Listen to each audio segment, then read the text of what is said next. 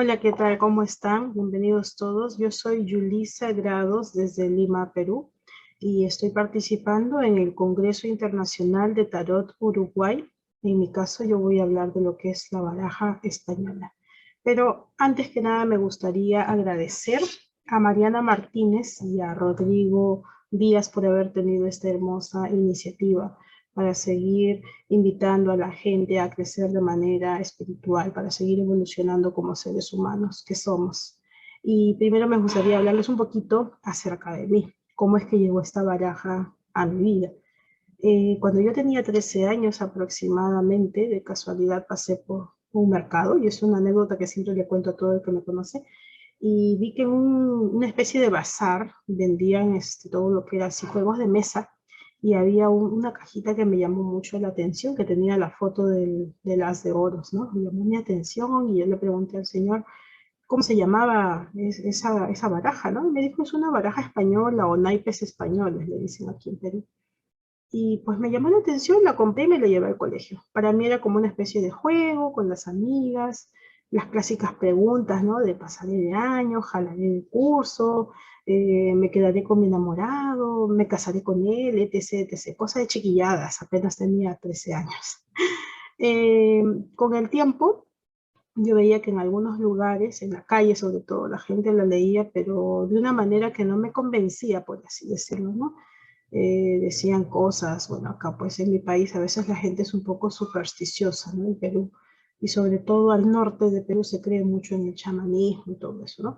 Entonces, lo clásico en una lectura, tú veías que decían cosas como que, oh, te han hecho brujería, oh, hay una mujer mala que te quiere hacer esto y lo otro, y por ahí como que le metían miedo a la gente, y entonces decían que todo aquel que leía ese tipo de cartas o cualquier otra carta era un charlatán. ¿No? Y bueno, habían tiempos en que yo leía la baraja, habían tiempos en que no, lo hacía de una manera muy intuitiva, ¿no? Según me comentaron, al parecer lo heredé de mi mamá, que en paz descanse, pero digamos que yo soy la única que lo practica, nadie más, porque todos son extremadamente católicos. ¿Ya? Entonces, por tiempos lo hacía, por tiempos no, pero me intrigaba el querer saber un poco más, conocer un poco más acerca de esta baraja. Fue así que poco a poco me fui vinculando con personas estudiadas, entendidas, así como lo existe en el tarot, que hay intelectuales, que hay antecedentes de libros y todo con los cuales uno se puede guiar. Pues fue así, de esa manera en que yo poco a poco fui mejorando y aprendiendo un poco más, ¿no? Yo puedo decir que con esta baraja llevo ya casi 30 años, que le he ido descubriendo, aprendiendo y viendo cosas nuevas, colegas de otros países, viendo sus puntos de vista y enriqueciéndonos mutuamente de manera recíproca en esto que es el descubrir cómo funciona y qué mensajes, qué cosas te puede traer esta baraja, siempre y cuando se maneje de la manera correcta, sin querer hacer daño, sin querer hacer que la persona esté supeditada o muy al pendiente de tal o cual cosa, ¿no? Porque algunos se hacen muy dependientes y eso no es bueno. Yo lo veo como un consejo, como un oráculo, como un amigo, pero no me gusta que las personas se condicionen porque siempre existe el libre albedrío y como siempre les digo, hay cosas que podemos cambiar y cosas que no, que escapan de nuestras manos. Hay eventos o situaciones fortuitas de las cuales nosotros como hombre, como ser humano, no podemos intervenir. Hay una energía más, cosmos, Gaia, como tú la quieras llamar, galaxia, no lo sé, que interviene, que está fuera del alcance de la mano del hombre, del ser humano, ¿no? Entonces, para mí, desde mi punto de vista personal, yo trato de verlo así. Bueno, entonces vamos a dar inicio a lo que es mi ponencia de lo que es la baraja española. Para mí, cómo la aplico, técnicas que se pueden utilizar y como herramienta de crecimiento evolutivo, terapéutica o como un simple consejero y amigo.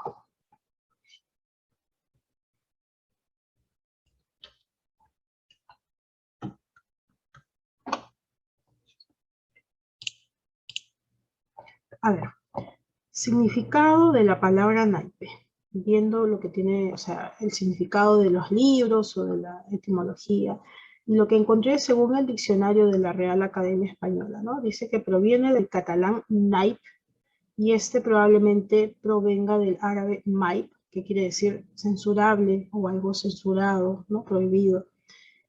Cuando los naipes llegaron a Europa, todos los juegos basados en esto se consideraban una gimnasia mental antes que un vicio. Bueno, también cuando tú investigas para ver de dónde provienen estas cartas, al igual que el tarot, que son muy antiguos, se cree que el origen proviene de lo que es China, ¿no? Se cree, pero lo más probable es que no haya sido así. Ahora lo vamos a ver más adelante, parece que viene de otro lado. El nombre naipe proviene de la raíz árabe naf, que significa vida. Etimológicamente quiere decir respiración, como el aliento de Dios, un soplo de vida. El nafs de un ser humano es su alma, y al morir exhala su último aliento. Es como lo que dicen que somos seres espirituales viviendo una experiencia humana, ¿no? Algo así. Entonces, significado de la palabra baraja, porque también se le puede decir baraja española o naipes españoles.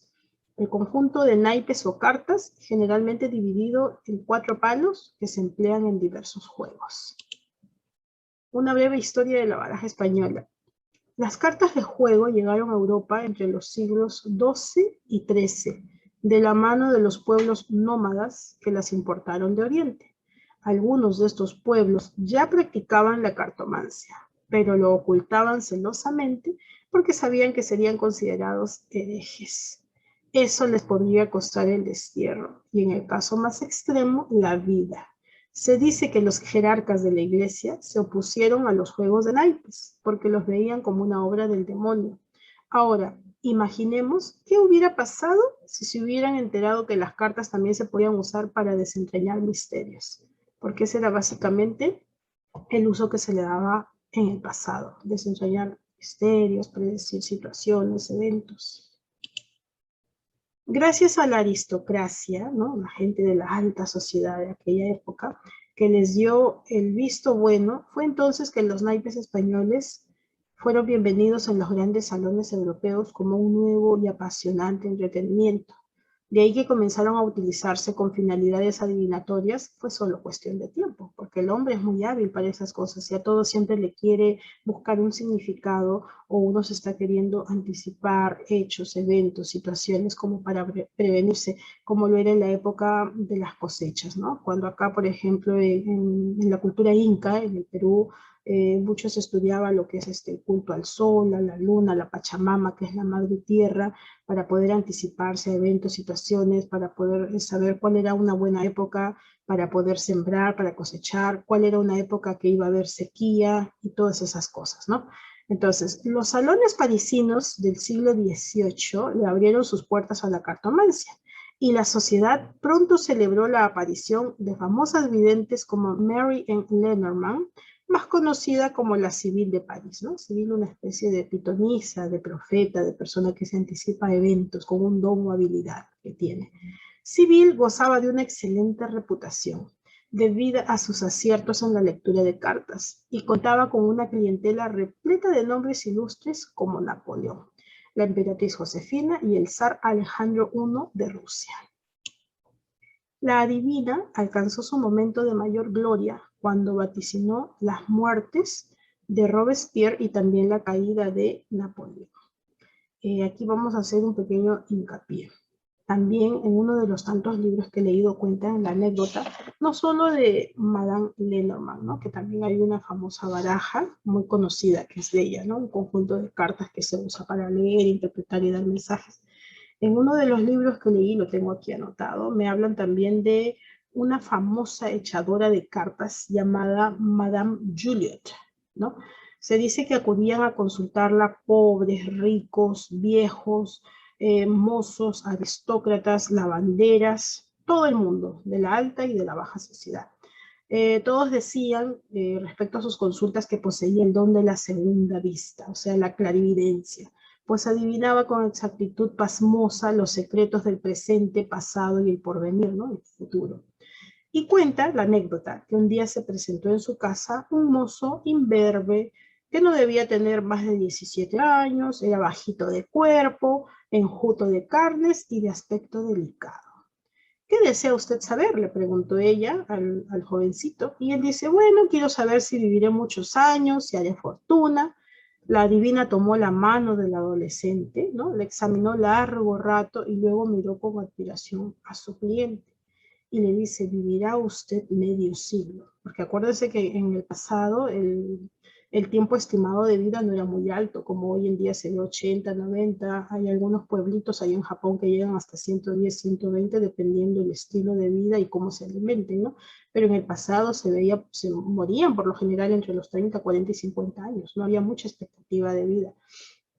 Entonces, continuando con la lectura que tengo de esta anécdota, bueno, le dice él, está bien, ¿no? 50 años, bueno. Y en cuanto a la fortuna, ¿qué me depara el destino? Y ella le dice, será tan extraordinaria, tan alta, que ni siquiera usted puede soñarla. ¿Por qué no? Le dice él. Respondió así, tranquilo, ¿por qué no? ¿Por qué no podría soñarla?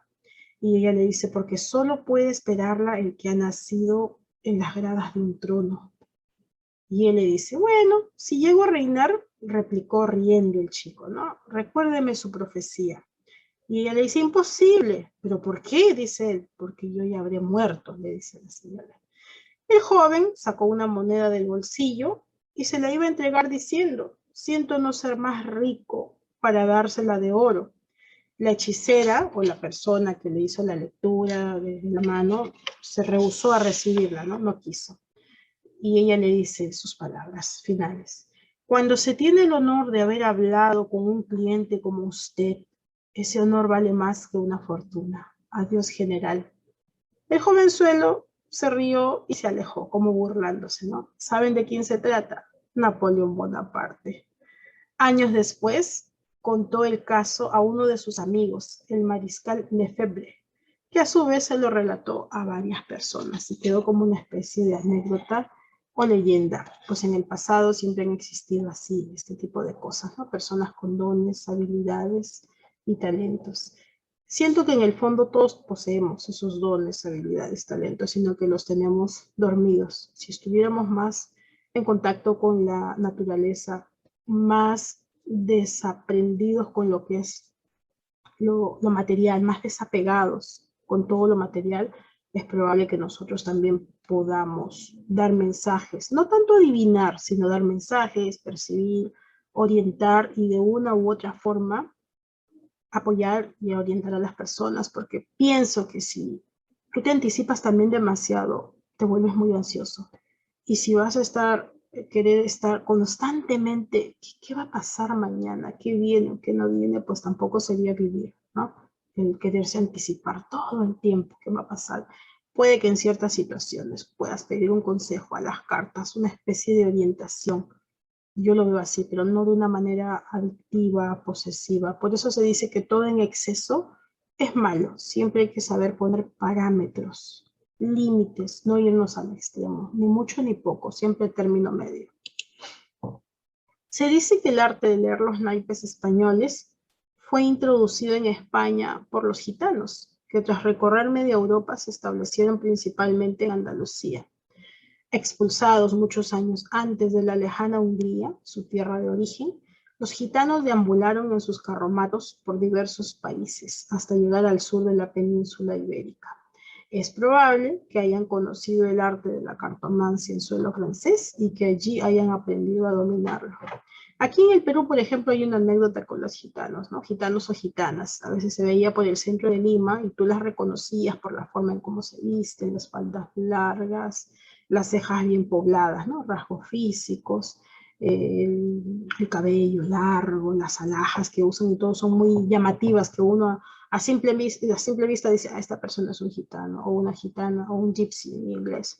Pero aquí pues no tenían buena fama. Aquí eran vistos como personas estafadoras, que te agarraban la mano, que te voy a leer la suerte, que te voy a decir la suerte. Y según decían, andaban entre 2 o 3 con el cuento de que te voy a leer la mano, y luego detrás de ti habían otros que tú no te dabas cuenta, te estaban sacando la billetera, te estaban rebuscando la cartera. Entonces mis amigas decían, no, no es que te van a leer la suerte, te van a robar tu dinero, que es otra cosa. Entonces aquí en la actualidad pues no están bien vistas, ni en el pasado, en el Perú la verdad que no he escuchado hablar de ellos, pero en el presente sí te puedo decir, no sé, un presidente más cercano, pues a raíz de los años 90, 2000, por ahí, ¿no? Es lo que se comentaba de ellos. Y también hay otra expresión muy peculiar que aquí se usa cuando dicen, uy, parecemos gitanos, en el sentido cuando te estás mudando constantemente, cuando no encuentras un lugar apropiado para vivir, y pues como estamos leyendo aquí, se dice que pues, ellos fueron expulsados por sus creencias y todo de la lejana Hungría en sus carritos, donde iban a hacer sus circos y su forma de vida, pues estaban así, de sitio en sitio como nómades, hasta que llegaron al sur de España y se afincaron ahí. Por eso es que España es muy rico en toda esta cultura, ¿no? De lo que tiene que ver con los gitanos.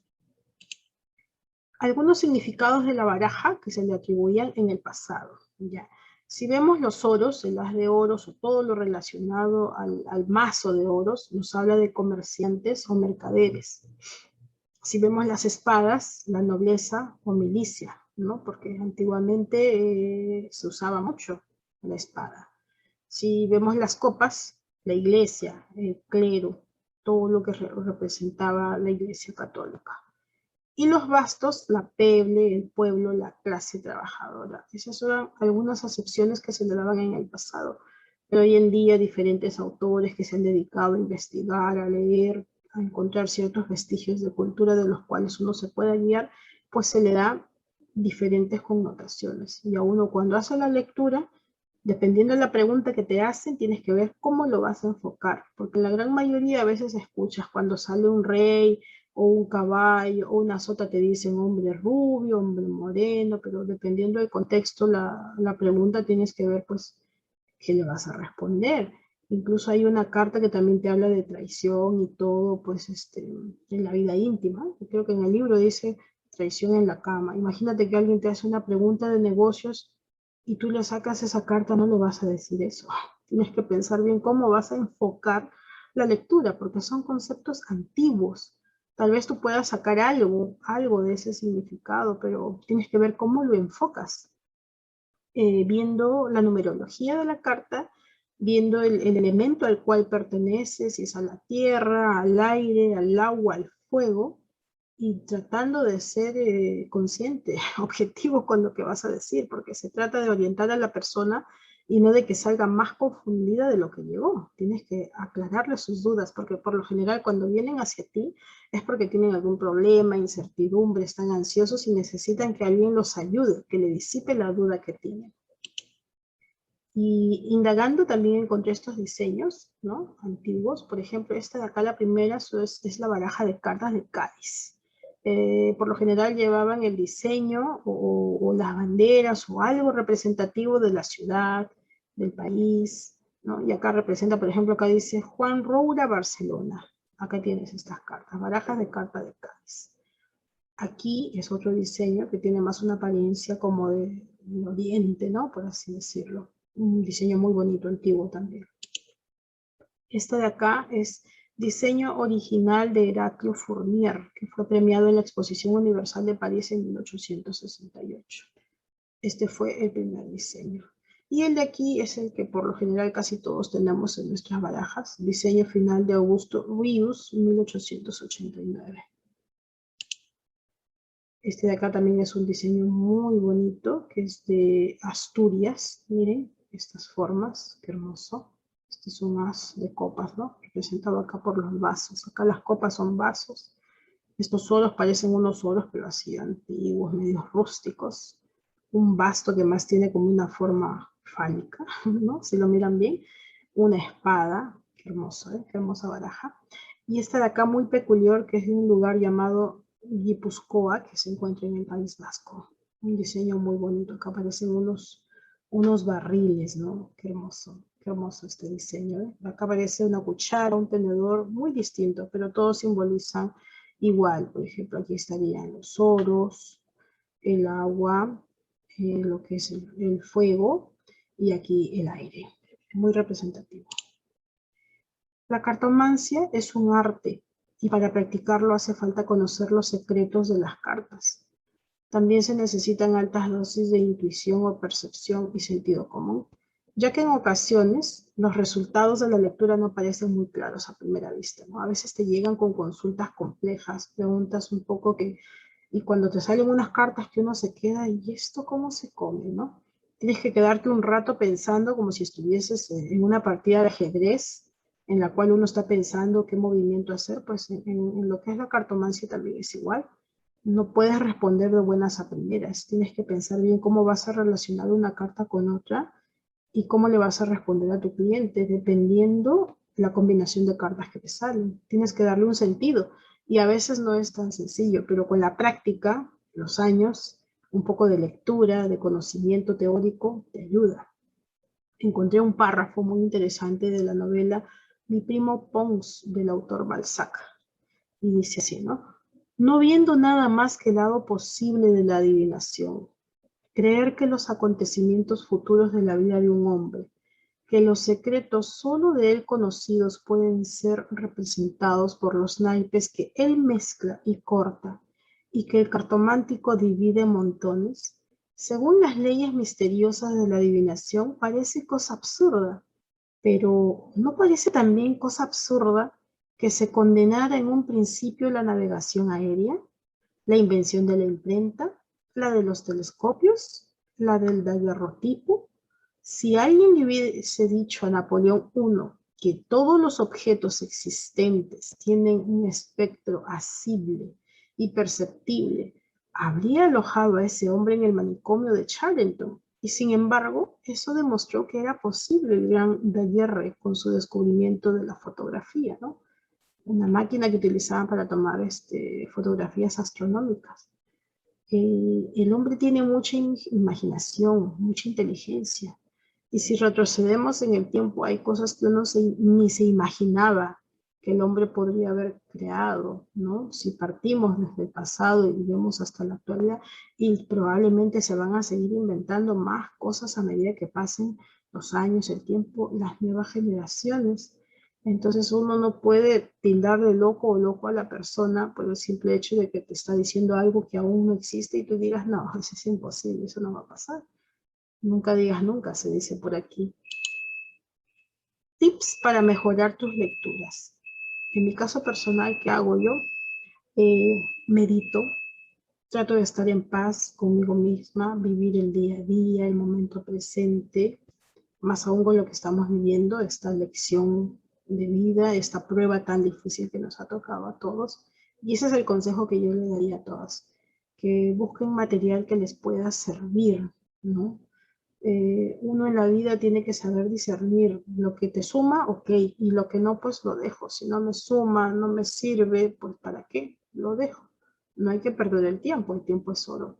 Entonces, ver cosas que hagan juego, por así decirlo, conmigo, que yo me sienta bien y diga, ah, ok, esto vale la pena. Entonces, en mi caso, me gusta meditar, me gusta estar en contacto con la naturaleza, mantener mis ambientes limpios, porque practico también un poco de Feng Shui y eso creo que todo ayuda, todos los espacios, los ambientes bien limpios, bien organizados, así sean pequeños.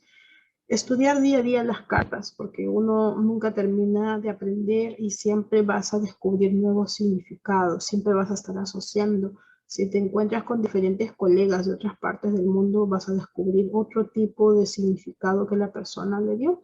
Algunos leen la baraja española invertida, la verdad que a mí no me gusta leerla, pero algunos he visto que le hacen una marca invertida para poderla diferenciar y pues invertido como que aumentan, tienes más posibilidades de más significados, claro, con una connotación negativa en algunos aspectos y positiva en otros, ¿no?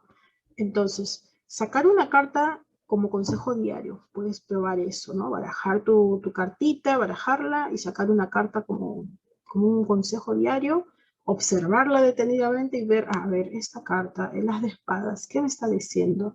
¿Con qué se relaciona en las espadas? Lo que es espadas es con el aire, intelecto, mente, inteligencia, puede que sean grescas o riñas, en el lado negativo, conflictos, asunto de negociaciones, papeles, documentos legales. Entonces, date un consejo con eso y así poco a poco practicando día tras día, porque existen dos mazos, el de 40 y el de 48. El de 40 que viene del 1 al 7 y 3 cartas de la corte, la sota, el caballo y el rey.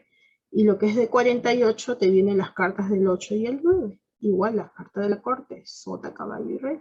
¿Por qué no existe una reina? Porque en el pasado Europa era muy supersticioso y como esto era una baraja para juegos, ¿no? Como hemos visto en un principio en las diapositivas que les he presentado, pues el tener una reina representaría el número 13 y ellos eran muy supersticiosos y no querían perder. Entonces se optó por no poner en ese juego de la época a la reina. Por eso es que no existe el 13 en la baraja española. Pero con ambos mazos, tanto de 40 como 48, uno puede hacer una lectura perfecta, conociendo el significado uno a uno de cada carta, de cada palo, elemento, la numerología. Se empieza siempre con lecturas cortitas, de 1, de 3, luego puedes hacer diferentes dinámicas.